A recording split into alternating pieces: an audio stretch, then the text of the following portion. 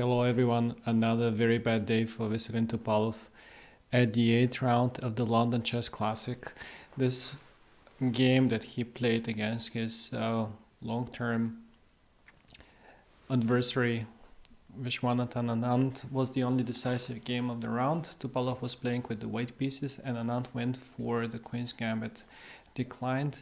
A line that he has played himself with the white pieces. In particular, the one that starts after the move rook to e8, which is a very rare move, and which was played by Magnus Carlsen in his match against the world champion, the former world champion already in 2014, Viswanathan Anand. Rook e8, tricky move, to which, and most importantly, unexplored move, which people choose relatively rarely, but it proved to be a little bit difficult for Topalov because Anand also uncorked an incredible novelty that was given to him by his second. Well, in most of the cases, instead of the move rook e8, white and black goes queen a5 in this situation. This is still the main line, just moving the queen away from the possible pin with rook d1 or long castle. In either case, this is quite a useful move. Later they capture on c4 and they hold this position. I checked the mega base. Almost every single top player is or has played this one with the black pieces, including the world champion himself, including the former world champion Karpov, nowadays Nakamura, Karyakin, Topalov himself, Anand, just name them. Anyway, but back to the game. Rook e8 was played. Topalov, true to his aggressive style, even though clearly out of shape, played the long castle. To which Anand played e5. That's the idea behind the move rook e8, to go for e5 and to d4 and to try to get some initiative into the center. On bishop g5, d4 was played, knight d5. Nothing new, nothing unusual so far until this moment where the bomb explodes, the move b5, a novelty, and like Anand explained, they have analyzed with his second that position. There are 7 or 8 moves, all of them quite playable for white. But also for black, obviously, and they lead to extremely complex, extremely difficult positions to assess. Very sharp, very double-edged. Black is opening the c file for his pieces, and he's trying to reach the king and the queen there. While white will have to be on the defensive, and this is something that Topalov obviously doesn't like. And his first move after the bomb was bishop takes f6, and I think that this is already a very serious mistake. White to capture on f6, a knight which wasn't attacking much, and to give up this beautiful bishop on g5. He could have taken on f6 anytime that he likes. Perhaps next time he or some other player would try here the main line, which should be c takes b5, to which I suspect that Anand would have gone for knight a5. This is reoccurring theme and reoccurring idea. We are going to see it in the game as well. But back to the move bishop takes f6, g takes f6. Why is this that difficult for white to play? Well, first of all, his knight is deprived of any defenders, while these two hanging pieces are easily defended with the move knight a5. Not only setting this little trap, obviously white is not going to fall for it, but knight on a5 will be an attacking piece, and at the same time he's asking him, how exactly are you defending your own knight on d5? There are no moves like bishop c4, as black can just take it and then pin the queen. He keeps on developing himself with tempos. Queen c5 obviously impossible because of rook c8, but how to defend the knight and how to defend against the rook c8 threat, I'm not sure. I don't really see, honestly. Also, a move like b4 here, which is at first recommended by the computer, will be simply answered with queen d5 and on b takes c5, knight b3 check. White's king is too weak. It was that weak as well after the move e takes d4, and after e takes d4, once again the knight doesn't have a good square. He tried to run on f4, on b4, excuse me, because if it ran on f4, there will be bishop d6 with a tempo. When the knight moves away, then bishop e6 with another tempo, give me bishop b3 or give me knight b3. But above all, the c file has been cleared, and white, I think, is already very close to losing. Maybe knight e3 was a move, knight e5 to e3, with the idea to put it on c4 and to slow down black's initiative on the c file, but again, it looks very desperate. After bishop e6, knight c4 and rook c8, black should be clearly better in this situation. He's threatening to take twice and then some discovered attack, just moving the bishop away and winning the queen.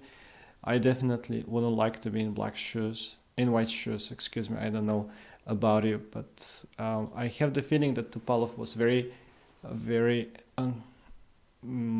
very uneasy in this situation. So he jumped knight b4. This one was taken. Again, Anand finds the best moves. Bishop e6, bringing the rook out. His pawn structure on the king side is ugly, this is true, but white doesn't even have a second to look on the king side. He has to defend himself on the other side of the board. He did knight to d4, not only to win the pawn, but to block the c file for a moment and to defend his queen and king. And then after queen to b6, this pawn cannot be defended, unfortunately. He had to go queen a4, as a move like b5 is always answered with a6, and these pawns will be gone very, very soon. So queen a4 allows an additional chance to black, which he didn't use it in the game. He played the move rook takes c6. Instead, bishop g4 was the amazing computer decision. And the situation on f3, bishop f5, somewhat nicely, black has weakened the e3 square, and now queen e3 check is a threat that white cannot stop. Besides rook takes c6 threat, there is also queen e3, and it will happen in case of bishop d3. So this was already the first moment in which Anand missed the win. After rook c6 check, he still had strong play and strong attack, but Topalov defended very well. He brought his pieces out, first the bishop, then maybe this was a little bit inaccurate, by the way, maybe king k1 was a little bit better.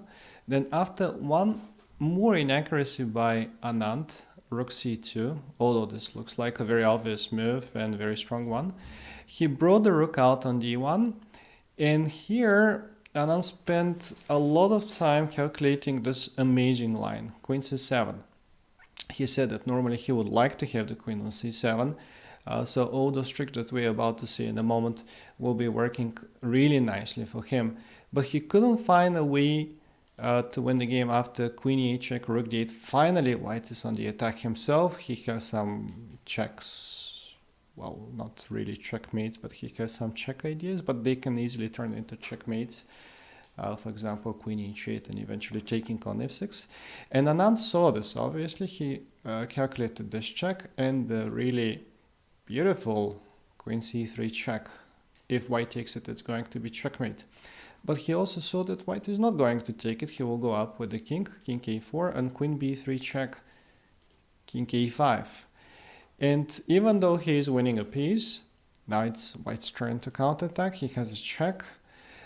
This is relatively best, as otherwise if he goes king g6, the rook will get into the attack as well. So king to h6, check, king h5, and rook d4. He is under a checkmate threat, and he gave it up at this moment. He gave up calculating it. It's completely out of control. The computer finds the move rook e4, amazing resource again, and if white takes it, there'll be a check. That's even better, to bring the king on b5 and then this check, and then takes the rook and wins the game. But the same computer finds the amazing counter resource on rook e4. That's the move f4. Give me checkmate in return. And nobody really knows what's going on. The computer claims a little bit of an edge for black, but can you really evaluate a position like that saying it's slightly better for black? It's ridiculous, come on. It's either checkmate for white or it's checkmate for black. It can never really be slightly better for one of the sides. Well, because of that, Anand said, okay, I will play it safe. Queen b6, controlling the situation, give me the bishop and all these pawns. Topalov put the bishop on g4, great resource by him. And his idea is obviously black takes, then queen c2, bishop d1, queen d1, and that should be a draw, this queen endgame. But Anand doesn't like that one. He gives a check, And king k3, again the best defense, because of after king e1 there will be queen e5, and it's way more difficult to defend the pawn on b2. After king k3 and queen a5, Topalov defends with queen b3, bishop g6, and bishop to f3. All of this is quite logical, and maybe Topalov was already considering the move h4 in this situation, intending h5 and eventually h6, and maybe even thinking about checkmating himself. So in that line, after rook d5 and queen to f4, bishop f3, the things are not clear at all. Black should be better, but I'm not truly convinced that he should be winning this one. And somehow, I guess he mixed the lines. First he played bishop f3, and after rook f2, he did h4 only now. But he forgot that his rook is on d1, or I just suspect that he forgot that his rook is on d1, and now bishop c2 is very strong. Not only forking these two guys, but after the check, king d8, the rook is no longer defending white's position on the 5th rank. And why is this important? Well, I think it wouldn't have been that important if Topalov did not miss another very nice trick by black. And if he had gone in this situation somewhat differently, with queen c4, the game would have been still going. Say queen e3 check, king e2, queen c1. Indeed, it's very unpleasant to defend such a position. The king is very exposed, and white has always to find some only moves.